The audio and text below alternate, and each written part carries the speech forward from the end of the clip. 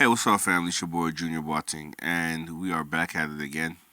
Last time we left off setting up the hardware for your loops and your stems. So today you want to dive right into Ableton and see how to set things up. So you guys ready? Let's make it happen. All right, guys. So as you can see, we're in Ableton right now. I have a quick little session set up, just one song. I'm sure you guys should know the song. This is the day by Fred Hammond. Intro. 1, 2, 3. So yeah, as you can see, we have a bass track here. Let me just bring this down a little bit. So we have the actual stems track. We have a bass channel. We have an organ channel. We have cues and we have clicks. And that's what the click sounds like. All right. So to start off, what you want to do is go into your preferences, live preferences, or you can just press Command comma and set your output. So audio output device. In this case, I'm using the Scarlett. So you would set to Scarlett. And another extra step that you should always take is go into output configuration, which is right here. Click that.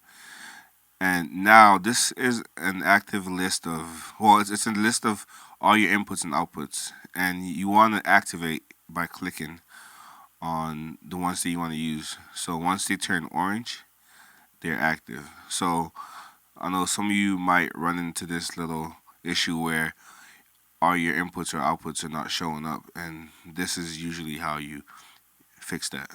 So for tutorial sake, we're just going to assume or pretend like we had 4 outputs, right?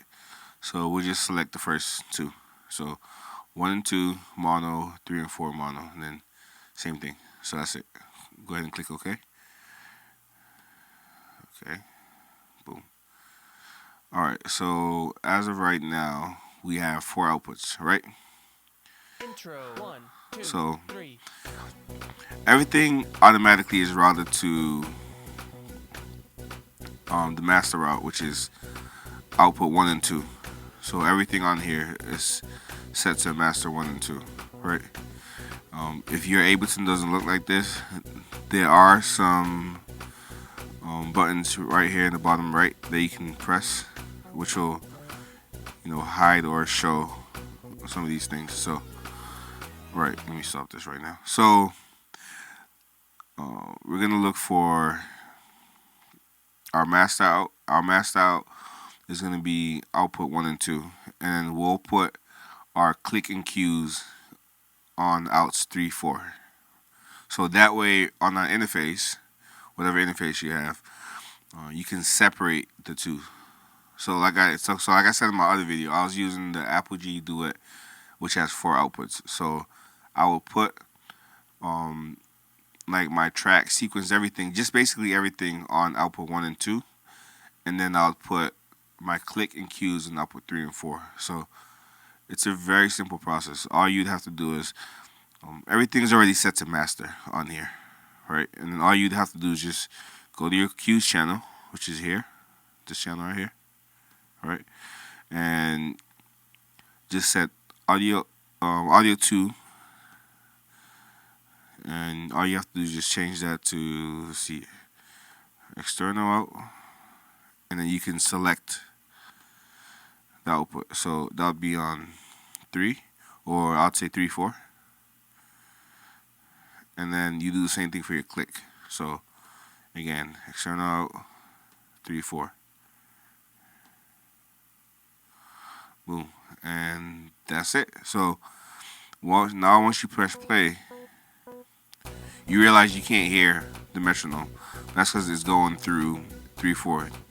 And what you guys can hear right now is output 1, 2.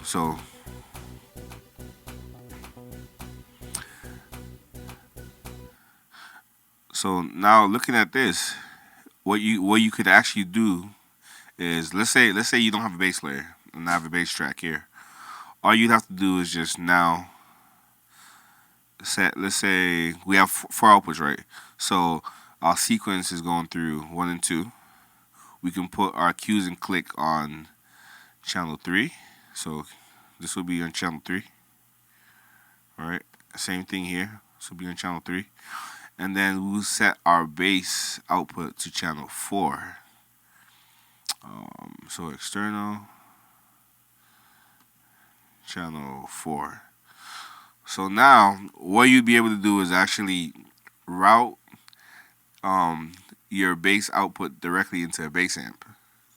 So now you'd have, you can actually play your bass through a bass amp. So that kind of gives you a little more flexibility. So that's why it's important to know how to set this up and where to route some of these things to. So imagine if you have more outputs, you have more flexibility. If you have 8 outputs, now you can actually split your signals. So you can do loops on 1 and 2, background vocals on 3 and 4, guitars on 5 and 6, click on 7, cues on 8, or however you want to split it, and that'll give your sound guy even more flexibility.